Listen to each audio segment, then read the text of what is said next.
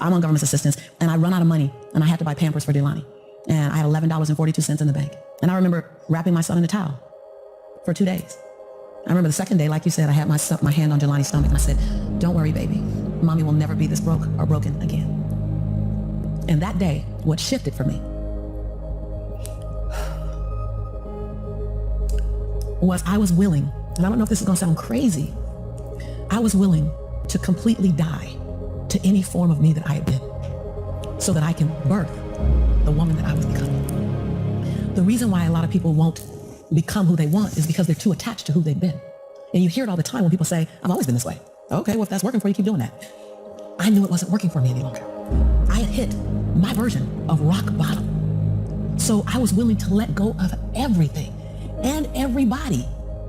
See, another reason why people won't get there is because the doorway is for you to fit through. You're trying to carry everybody else through because you're trying to be Rescue 911.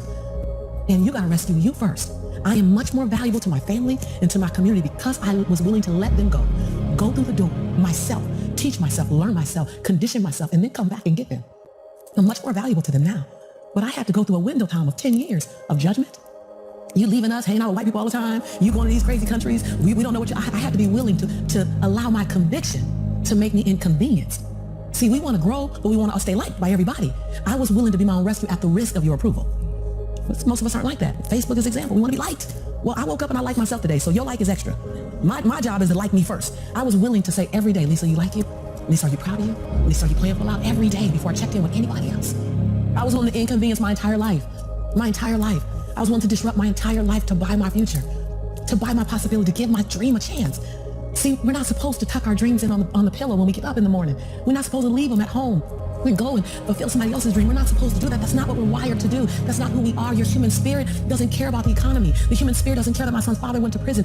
The human spirit doesn't care what's happened to your family. The human spirit doesn't care about the past. You may have been molested, or your family may have been broke, or you may have been betrayed, or you may have a divorce. Your human spirit doesn't care about any of that. Your human spirit simply says, what's our command for tomorrow?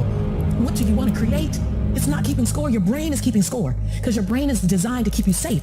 Your soul, your intuition, your human spirit is designed to make you soar. When you get to the edge, your brain will always tell you to step back. It's always going to tell you to step back because you can fall. Always. It's going to tell you to step back because before you fail, the last time you did this, you saw someone else fail. You could hurt. You could be off work. It's going to tell you it's designed to keep you safe. So you have to be willing to play between your brain and your soul. And on some days, you got to just listen to your soul. And you got to say, I'm going to leap. I'm going to get to the edge. Most people are at the edge, and you're standing at the edge, and you're watching everyone else fly. That's Pimp My Ride, Watch My Crib, all this stuff. You know, watching people's lives on Facebook. You're at the edge, watching someone else live, wondering what it's going to be like when you jump without ever jumping. And I'm just here to tell you, jump. Because only 3 things can happen. You're either going to jump and fly, or you're going to jump and fall on something soft, or you're going to fall down hard. Either way, you're going to get back up. You already know you got what it takes to get back up. Your greatest fear is not that you will fall. Your greatest fear is that you will live a full life and never fly. That you never leaped. You're not afraid of dying. You're afraid of dying before the world sees who you really are. Before they really get your fingerprint. Before they really feel your breath. Before they really get your contribution. Before they really feel you. That's what you don't want to happen. You don't want to leave this place without us knowing you were here. All I'm doing is giving my dream a chance. And I'm not extraordinary. You don't get off the hook. You don't get to be let off the hook. I'm an ordinary woman who chooses every day to make one more extraordinary decision. Everything that I need to get back up, I have in me. If I don't have what I need, I can go get it. Once I figured that out, the world was my playground. The question is just, where do I go get it? I don't know about that. Where do I go get it? Right. And I don't come from a learning background where I was a great student. I wasn't, my highest grade in school was a C+. And when I got a C+, I did the happy dance. And so I didn't have a background where studying was natural for me. But when I realized that if I go study something and I learn it, I own it, it's mine now, man, it was crazy because all through school I struggled. The last time I took an English class, my English teacher told me I was the weakest writer she ever met in her entire life. Lovely. Yeah, lovely. And the same year I took a speech class, and my speech teacher, he said, quote unquote, Miss Nichols, I recommend you never speak in public, that you get a desk job.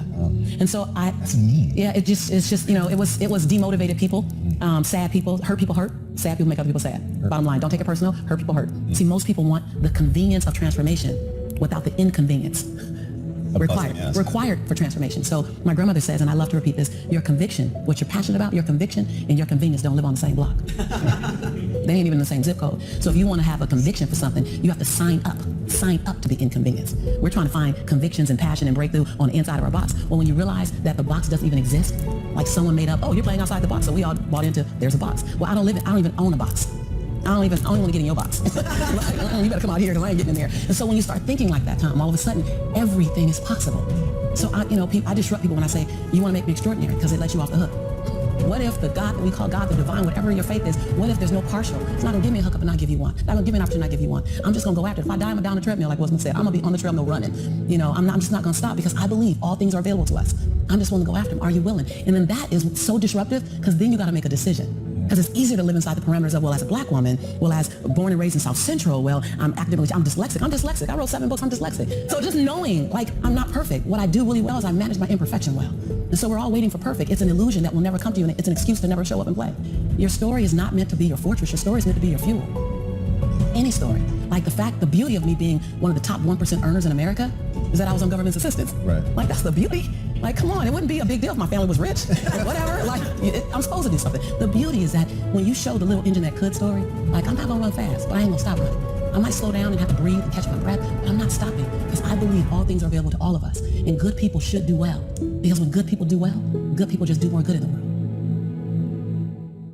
I'm that same girl who ran track for Dorsey High School, who struggled to get through high school, who got kicked out of college because I couldn't afford to stay. That was on government. I'm that same girl. I don't forget her. I'm also that same woman who runs a multi-million-dollar business. I'm also the same woman who has 7 bestsellers. I own both of those. I own all of it. I don't shrink to my greatness, and I don't live in my saga, my sorrow. If you can own your brilliance while owning your imperfections, if you can own your giant while owning your smallness, if you can live in duality, constant duality, the freedom will be earth-shaking if you can live in that. See, either you don't want to be as great as you really are, and you're trying to dim your light so that others won't feel insecure about themselves in your presence. And so you keep playing at 79 watts when you know you're supposed to shine at 159 watts. And you keep checking the temperature of the room to see what the room can handle versus just giving the room you and letting them, if your light's too bright, then let them put on some shades. Can you give yourself permission to live in the duality of your imperfections and your smallness and what you're learning and what you still have to learn and your greatness and your brilliance and your light? Can you allow them to coexist and then serve them up to the world? To love you, to see you, to inhale you, to judge you, to leave you, to love you. Some of us are just as afraid of being loved as we are to be left. If you go where you've never gone, do what you've never done, and say what you've never said, you'll become the woman and the man you've always known yourself to be.